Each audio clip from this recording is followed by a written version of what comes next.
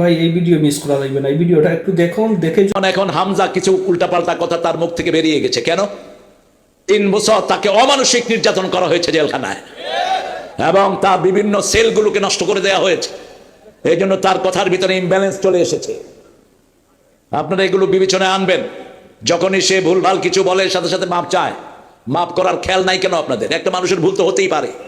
আর হামজা তো জেলখানায় যাওয়ার আগে কখনো এরকম অসংলগ্ন কথা বলে নেই, বলেছে? বলেছে? আপনারা তার শরীরের দিকে দেখেন। সে বেরোয়ার পর ডাক্তার বলছে আপনি 6 মাস বিছনায় শুয়ে থাকবেন, উঠতে পারবেন না। কিন্তু মানুষের যন্ত্রণা শুয়ে থাকতে দেয় না মানুষ তাকে।